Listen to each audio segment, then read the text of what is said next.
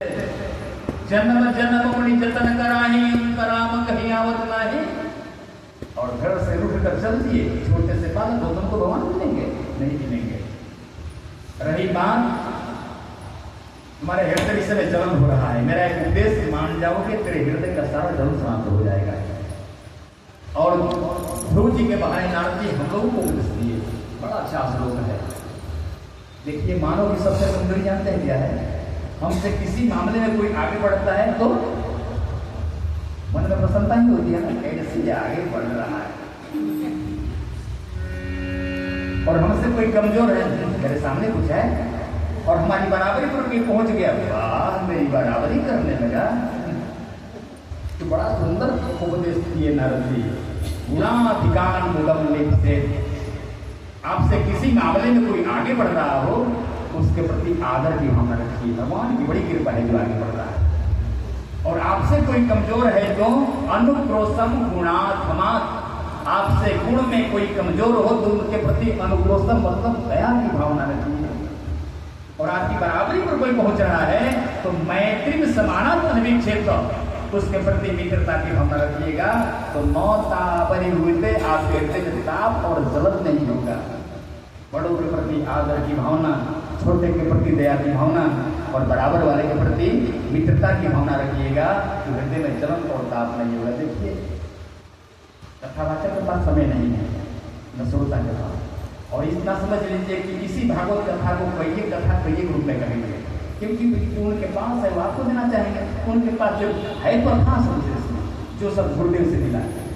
इसलिए जब भी कोई कथावाचक आ जाए समझिए कि बहुत का बहुत कथा सुनिए, बहुत कथा सुनकर भी आप अधूरे हैं। यहाँ तक कि कथावाचक भी अधूरा है, वो भी अधूरा है, बिल्कुल सत्य बात है। हम भागवत जी का पढ़ रहे थे, सृष्टि वर्णन में 10 प्रकार के सृष्टि का वर्णन, उसमें वृक्षों की चर्चा केवल है। वनस्पति किसको क्या पढ़ रही है? आप वनस्पति का अर्थ क्या लगाइएगा?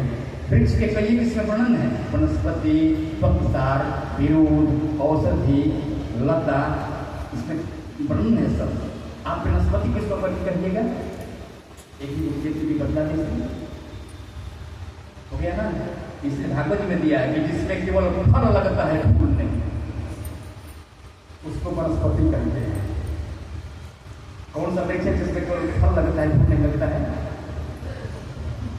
गूलर, काकर, बड़, पीपल, इसको वनस्पति कहते हैं।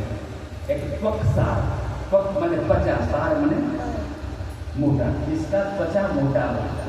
बांस, लता तो अक्सर जानते हैं, जो किसी का सहारा लेकर चले। एक और भी उसका नाम याद नहीं है कि जो फूल के बाद फूल लगे उसको क्या बताया गया है। और फिर क्या है? औषधि। औषधि क्या है? जो पक जाने के बाद सूख जाए उसको औषधि कहते हैं। जैसे चावल, चना, दाल, अरहर जो भी है, इसको औषधि कहा गया है। और हम इसका औषधि कब अर्थ लगाए? प्रत्येक एकादशी हम क्यों गलती करते हैं, कभी क्यों गलती करें आज, लेकिन रात में नींद नहीं आती है, हम समझते हैं 3 बजे आती में लेके जाते हैं। तो लगता है महाराज की जैसे आप किसी पौधा को देखे होंगे कि पानी न मिलने पर मुरझा जाता है पत्ती, उसके हाथ से ही पानी डालने बाद हरा भरा हो जाता है। तो उस दिन अन्न का मतलब समझ जाते हैं। अन्न खाते नहीं, क्यों गलती कर रहते हैं, एकदम सारा शरीर शिथिल पड़ जाता है। और सुबह में जब ही अन्न डालते हैं तो ठीक होता है। तब समझिए क्यों इसको औषधि कहा गया है। अन्न में देखिए लाख अच्छी बात है, भजन करने वाले को फलाहार करना चाहिए, लेकिन अन्न न खाने पर लगता है कि शक्तिहीन हो गए हैं।